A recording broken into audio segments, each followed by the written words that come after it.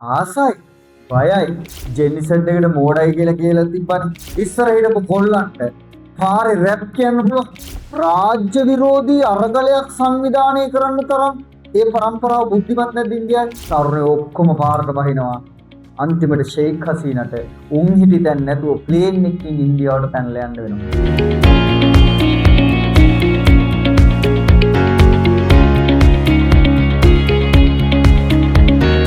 ජෙනිසන් එකට මෝඩයි කියලා තිබ්බනේ.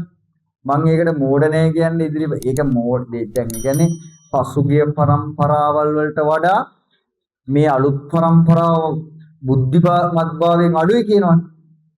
මම හිතනවා මෙහෙම. ඒක දේශපාලනික වශයෙන් ත්‍රාඩ ප්‍රකාශයක් කියලා කියන මම හිතන්නේ. එහෙම මෝඩයි නා. හරිද? එහෙම මෝඩයි නා. ඉන්දියාවේ අධිකරණ විනිශ්චයකාරවරයෙක් කියනවනේ ඉන්දියාවේ තරුණයන්ට කැරපොත්තෝ කියලා. ඒ කැරපොත්තෝ කියලා වැන්නහම නිගරු කරාම ඒ කැරපොත්තා කියන එක කන්සෙප්ට් එකක් කරලා ඒ කැරපොත්තා කියන නම අරගෙන රාජ්‍ය විරෝධී අරගලයක් සංවිධානය කරන්න තරම් ඒ પરම්පරාව බුද්ධිමත් නැද්ද ඉන්දියාවේ? එයා ඉන්දියාවේ තරුණයා මෝඩයිද? මට කියන්නේ මෝඩයිද? මෝඩ නේ. බංගලාදේශේ ෂෙයික් හසීනා එයාලගේ රටේ පුතේ බංගලාදේශ කියන රට හැදෙන්නේ 1971. 1971 බංගලාදේශ කියන රට හදද්දී අරගලයක් කරලා තමයි හදන්නේ. ඒ අරගලය කරපු પરම්පරාවට බංගලාදේශේ රජයේ රැකියාවලින් 100ක ගානක කෝටා එකක් දීලා තියෙනවා. ඒ කියන්නේ ඒ රටේ પરම්පරාවෙන් પરම්පරාවට තමයි ඒ රාජ්‍ය සේවයේ තනතුරු ටික යන්නේ. ඒ කෝටා එක වැඩි කරන්න හදනවා. ඒ කියන්නේ දැන් මෙහෙම කියනවා. රාජ්‍ය සේවයේ තනතුරු තියෙනවා කියන්නකෝ 100ක්. මේ 100න් 10ක් අනිවාර්යෙන් අර අරගලයට සම්බන්ධ પરම්පරාවලට නිකන් දෙන්න. උන්ට ආයේ પરම්පරාවෙන් પરම්පරාවට හම්බෙන්නේ. සාධාරණද? නෑනේ විශ්වවිද්‍යාලවල ඉන්න තරුණයෝ මේකට කැමති නෑනේ. ෂෙයික් හසීනා මේක 130ක් කරන්නේ. තරුණයෝ ඔක්කොම පාරට බහිනවා. අන්තිමට ෂෙයික් හසීනට උන් හිටි දැන් නැතුව ප්ලේන් එකකින් ඉන්දියාවට පැනලා යන්න වෙනවා. මට කියන්න බංගලාදේශි තරුණයෝ මෝඩයිද? මෝඩයිද? නේපාලේ අන්ත දූෂිත පාලන තන්ත්‍රයට විරුද්ධව තරුණයෝ පාරට බහැලා නේපාලේ රජේ පෙරලනවා. මට කියන්න දූෂණයට විරුද්ධ වෙන තරුණයා මෝඩයිද?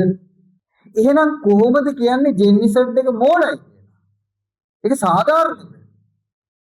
මන් දන්නේ නැහැ ඒකට ගත්ත නිර්ණායක මොනවද කියලා. මේ පරීක්ෂණය මොකක්ද කියලා මන් දන්නේ නැහැ. හැබැයි මම කියනවා මේ ජෙනිසන් එකේ තරුණයා එහෙම මෝඩ තරුණයෙක් නෙමෙයි. මම කියන්නේ යා විමර්ශනශීලී කෙනෙක්. හැබැයි පොඩි අවුලක් තියෙනවා මුන්ට. මුන්දරේ උඹලට මොකක්ද අවුල? උඹලට දෙන්න ප්‍රධානම අවුල මොකක්ද? මට කියපල්ලා එක වැඩක් එක දිගට විනාඩි 15ක් කරන්න පුළුවන්. බෑනේ. එකම සිතුවිල්ලක එකම මයින්ඩ් ස්ටේජ් එක එක දිගට රැඳිලා ඉන්න පුළුවන් ඔයාලට. ඔයාලගේ තියෙන ලොකුම දුර්වලතාවය තමයි එකම වැඩකට ફોකස් එක දීගෙන එකම වැඩක් කරන්න බෑ. ඔයාලගේ සිතුවිලි එන්නම ට්‍රැක් අවුට් ස්ටේජ් මාරු වෙනවා ටක් ගන්න. ඒකට හේතුව මේ ආර්ථික හා තාක්ෂණික ගෝලීයකරණය. තේරුණා? ඒකට හේතුව ඒක. නැත්නම් ඔයාලගේ වෙන කිසිම අවුලක් නෑ. ඔයාලා විමර්ශනශීලී પરම්පරාවක්, ඔයාලා අර සාම්ප්‍රදායික ගතානුගතික પરම්පරාව අභිභවා කියපු විමර්ශනශීලී પરම්පරාව. ඔයාලා ආදරය ගැන දකින විදිහ මරු.